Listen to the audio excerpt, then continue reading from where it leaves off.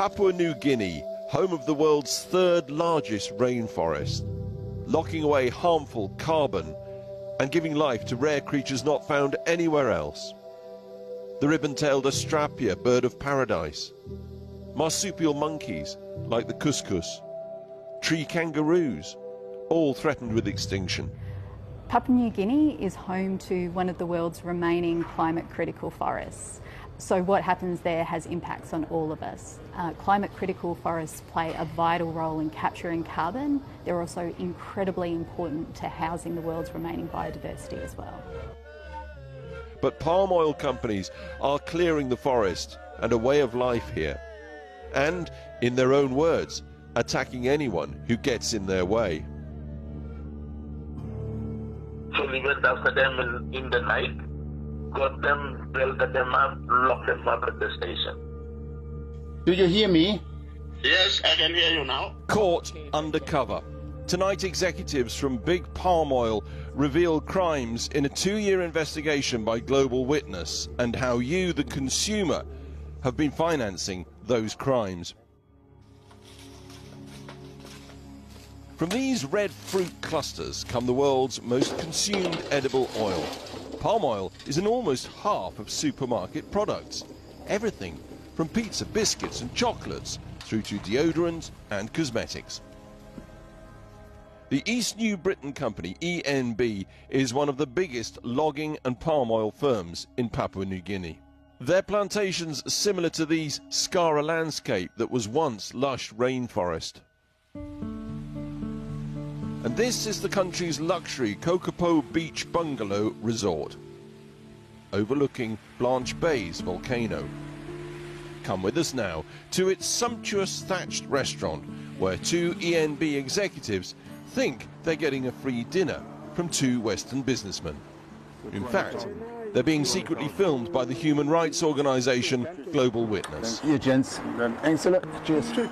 Enjoying red emperor fish and the large meat lovers pizza, Michael Pais-Pereira, the company's public relations manager, happy to talk specifics about business the ENB way, just who needs to be bribed into giving them concessions to cut down forests and how much they require. How much is it, roughly? You give the minister. Just an idea. I'm not too sure, but I'll find out. No, roughly, just give me a figure. Roughly, sometimes the minister need about 100,000, 50,000. 100,000, 50,000.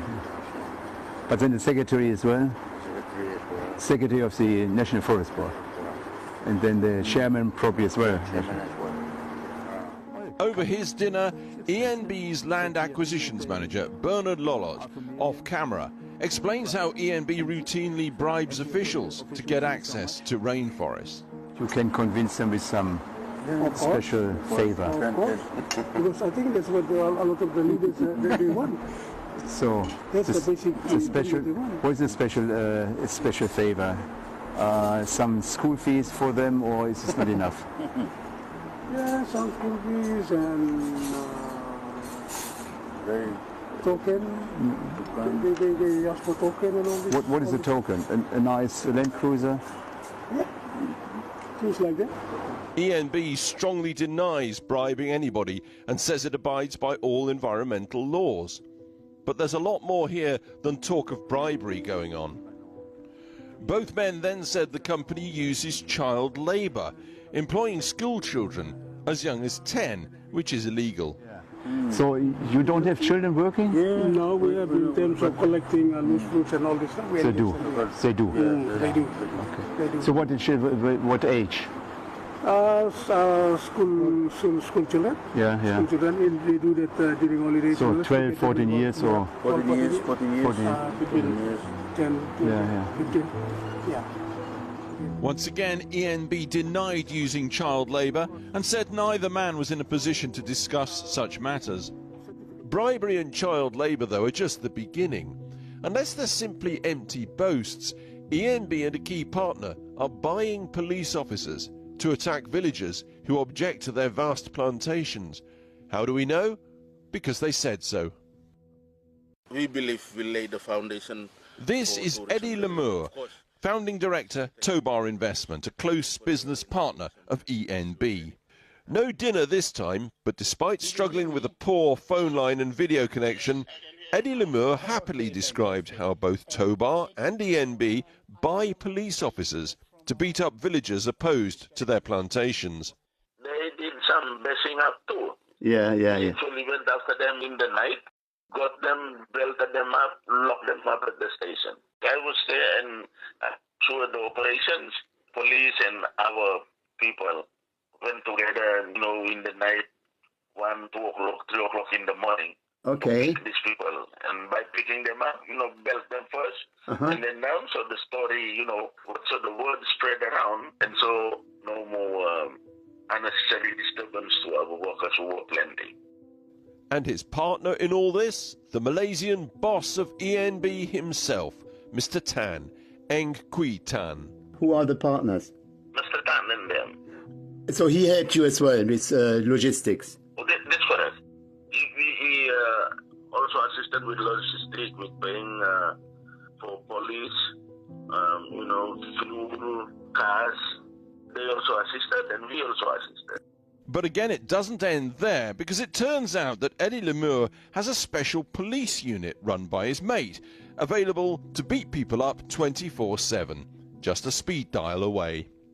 Yeah, we work with a special unit. They call a special operation police. And the boss is actually a very close friend because we work hand in hand with them. Yeah, we've got the boss's mobile number, which just call or text anytime. We contacted both Tobar and ENB, and both denied any involvement in police brutality. But talk of ENB lawbreaking goes wider, into the realm of international white-collar crime. So it's time to go out for dinner again. This time, it's the Gazelle Hotel back in Kokopo. Tonight's guest, the boss himself, ENB's chief executive, Eng Kui Tan. Over red snapper, Mr. Tan describes the firm's international tax evasion scheme. He says he exports palm oil to India from Papua, but false paperwork labels it from Malaysia to avoid tax. We have to make it sure like it comes from Malaysia, so it's a bit technical. So it goes on the paper to Malaysia, but directly to India. But the paper tray goes to Malaysia. So we make it that it comes from Malaysia. Mr. Tan emailed on behalf of ENB to deny absolutely any involvement in tax evasion. So what's it got to do with us? Well, this. It's likely all of us have effectively funded this apparent destruction of rainforests, child labour, corruption, violence and tax dodging, because palm oil from this company has been used directly or indirectly by global brands across the world. A range of products, from toothpaste, cosmetics, through to food, the biggest of names. And they don't get much bigger than Cargill, the global food giant, Colgate Palmolive, who make Britain's favourite toothpaste, Kellogg, the cornflakes people, Danone and Nestle with their vast range of consumer goods, Reckitt, the makers of Nurofen and Strepsils, and Hershey, one of the largest chocolate makers in the world. All these companies have thanked Global Witness, investigated and finally cut ties with ENB, but in most cases only recently, after Global Witness intervened. Yet ENB had been notorious for years in legal cases and media coverage. And this highlights a key question in the run-up to the COP Climate Summit. Are global brands anywhere near as green as they claim to be, since Global Witness saw what they didn't? And Alex Thompson is in the newsroom now. Alex, this investigation is certainly timely, as the Environment Bill is itself going through our Parliament at this very moment. Indeed, timely to put it mildly. 2 years in the making, and of course it does focus on several other companies in Papua New Guinea beyond the one that we've featured tonight. Yes, this report, a centrepiece of the government's environmental legislation. Rather embarrassingly, it won't make the deadline of being published before COP. They would have liked that. Ain't going to happen. It's in the Lords at the moment, and the centrepiece of that really chimes with what you've been seeing just now, because the idea is that it would force companies, under pain of law and indeed fines, to make it clear and to be able to show exactly where all their supplies, and I'm talking things like soya, I'm talking things like leather, like wood, and indeed palm oil, of course, exactly where they've come from. The problem that this illustrates tonight, tonight is that companies can fairly easily show where their supplies are coming from in terms of direct supplies, but the indirect supplies, this whole skein of large and medium and smaller supplies in places like Papua New Guinea, frankly, the much vaunted sustainability systems that the biggest companies on the planet have in place are simply not up to that job. And what Global Witness have uncovered expresses that quite precisely. That it is hoped this new legislation will to some degree crack down on. And in terms of deforestation and the central place that is taking in the coming COP conference, that can't come soon enough.